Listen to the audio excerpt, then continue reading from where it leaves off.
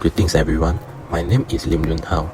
Today I'm going to share about the Exxon Valdez oil spill occurred on March 24, 1989 in Prince William Sound, Alaska. The tanker Exxon Valdez, owned by the Exxon Shipping Company, struck Black Reef about 25 miles from the port of Valdez while transporting crude oil from the Valdez Marine Terminal to Long Beach, California. It is considered one of the most catastrophic human-caused environmental disasters in the United States history. The cleanup took years and the impact on wildlife and the local fishing industry was long-lasting. Next, the cause of the accident is because of the overwork and insufficient crew. Number 2 is the attempt to avoid icebergs and the radar is not functioning. The impact of the accident is about 41.6 million liters of crude oil has been released and is spread over 750 kilometers. Next, as you can see in the slide, there is two pictures that show how the crude oil affect the environment. In the first picture, the workers steaming blast a rod that covered with the crude oil leaking from the Exxon Valdez, which is oil tanker that run aground in the Prince William Sound, Alaska, US. For the second picture, a storm pushed a large quantity of fresh oil onto the rocky shores Gulf, Alaska, until it turns to black. It shows how bad it affects the environment. There have two impacts for environment. The first one is impact on wildlife. Over 250,000 seabirds, 3,000 sea otter, and numerous other marine species were killed. Population of bald eagles, harbor seal, and even killer whales face severe declines due to oil exposure. The second one is long-term ecological consequence. The ecological ramification of the EVOS have persisted for decades. Studies indicate that many affected species have not fully recovered.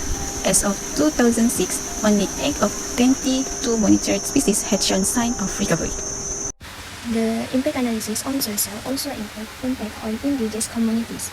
The Exxon Valdez oil spill severely impacted Alaskan Native communities. These communities depend heavily on subsistence fishing, hunting, and gathering. After the spill, many of their food sources became contaminated, and their livelihoods were disrupted.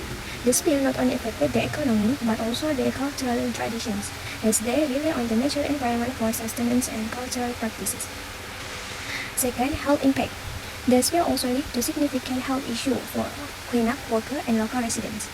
Many reported respiratory problems, headache, and other physical symptoms due to exposure to oil and chemical use during the cleanup process. There were also mental health impacts, with people experiencing stress, anxiety, and depression as a result of the disaster and the disruption to their lives. And third, legal and social conflict. The legal aftermath of the Exxon Valdez oil spill created lengthy litigation. Many lawsuits took years or even decades to settle.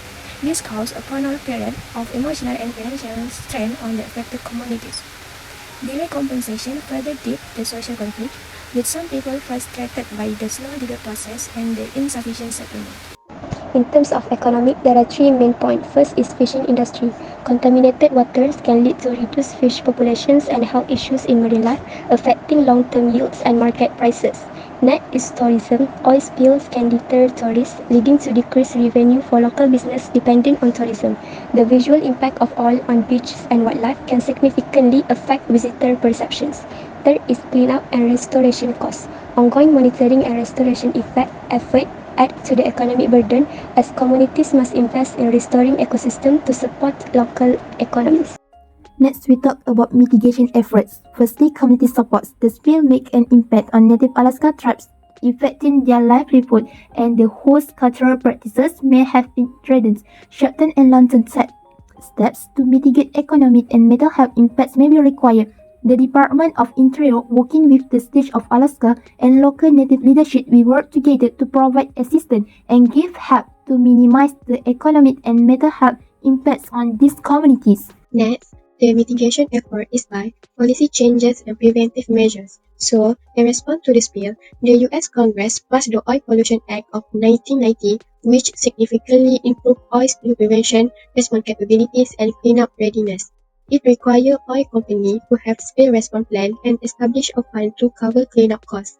Regulations were implemented requiring oil tankers operating in U.S. water to be equipped with double hulls, aimed at preventing similar incidents by reinforcing the structure of oil carrier. They also increased safety measures, which is new rule for navigation in Prince William Sound, included enhanced tracking and monitoring system, tug escort for tankers, and improve training programs for crew to reduce the risk of human error.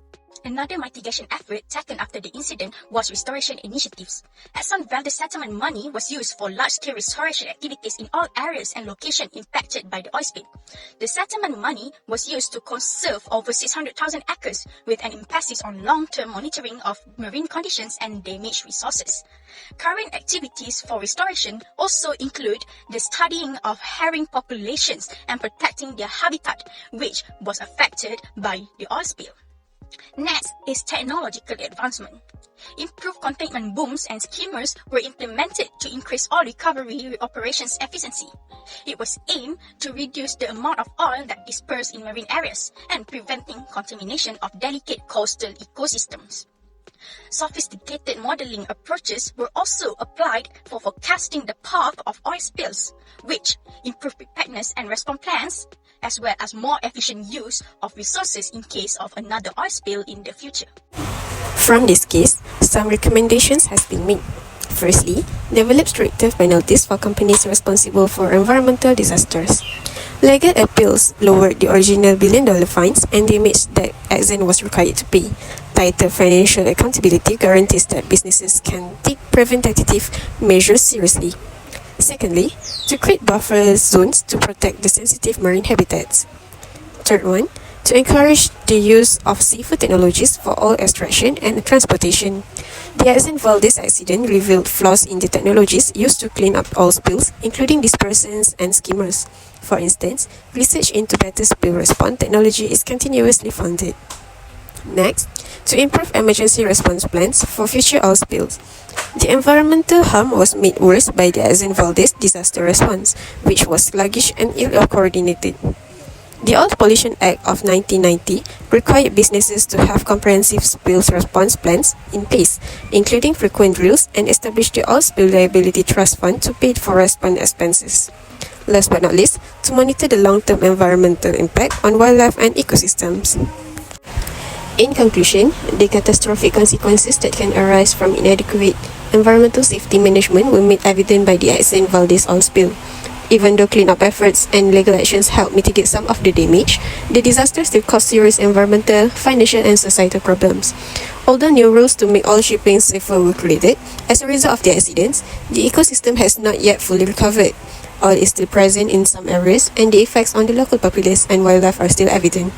This incident serves as a reminder that in order to maintain a safe environment, business must implement strict safety regulations.